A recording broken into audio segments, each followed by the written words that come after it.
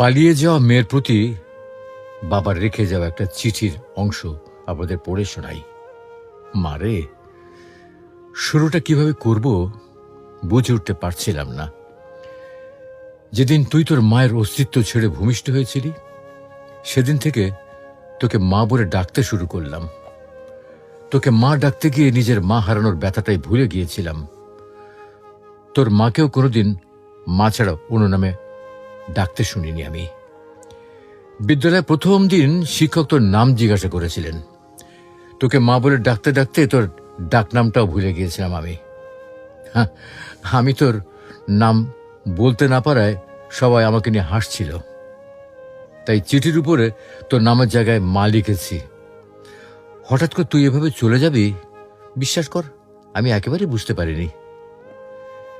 ছেলেটা যেদিন বাইরে ব্যাগ হাতে তোর জন্য অপেক্ষা করছিল, কখন তুই দরজা খুলে বাইর হয়ে আসবি, আমি তখন ভেতরে বসে স্রষ্টার কাছে প্রার্থনা করছিলাম, আর কতটা ভালোবাসতে পারলে তুই আমাকে ছেড়ে চলে যাবি না। তুই ঘরে বসে ভাবছিলি আজ যেতে না পারলে ছেলেটার কাছে তুই ছোট হয়ে যাবি। আর আমি কি ভাবছিলাম জানিস? আমি ভাবছিলাম তুই চলে গেলে সমস্ত পিতৃ জাতির কাছে আমি কি করে মুখ দেখাবো। জানিস মা, তুই তোর 3 বছরের ভালোবাসা খুঁজে পেয়েছিস, কিন্তু আমার জীবন থেকে যে 20টা বছরের ভালোবাসা হারিয়ে গেছে তা তোকে কিভাবে বোঝাবো। মারে, প্রত্যেকটা বাবা জানে রক্ত পানি করে গড়ে তোলা মেয়েটা একদিন অন্যের ঘরে চলে যাবে। তারপরেও একটু কৃপণতা থাকে না বাবাদের ভেতরে। বাবাদের ভালোবাসা শামুকের খোলসের মতো, বাইরেটা শক্ত হলেও ভেতরটা কিন্তু খুব নরম হয়ে থাকে। জানিস মা, বাবারা সন্তানদের কতটা ভালোবাসে তা বোঝাতে পারে না, তবে অনেকটা ভালোবাসতে পারে। জানি মা, আমার লেখাগুলো পড়ে তোর খারাপ লাগতে পারে।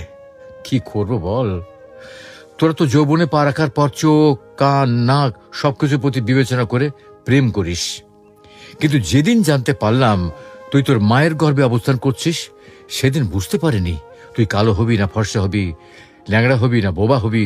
কোনো কিছুর অপেক্ষা না করি তোর প্রেমে পড়ে গিয়েছিলাম, তাই এত কিছু লিখলাম। আমি জানি মা, তোদের সব সন্তানদের একটা প্রশ্ন, বাবারা কেন তাদের ভালো লাগাটাকে সহজে মানতে চায় না। উত্তরটা তোর ঘাড়ে তোলা থাকলো। তুই যেদিন মা হবি সেদিন নিজে নিজে উত্তরটা পেয়েও যাবি। তোরা যখন একটা ছেলের হাত ধরে পালিয়ে যাস, তখন ওই ছেলে ছাড়া জীবনে কারো প্রয়োজন বোধ করিস না। কিন্তু একটা বাবা বোঝে তার জীবনে নিজের মেয়েটার কতটা প্রয়োজন। যেদিন তোর নাড়ুর কাছ থেকে তোর মাকে গ্রহণ করেছিলাম,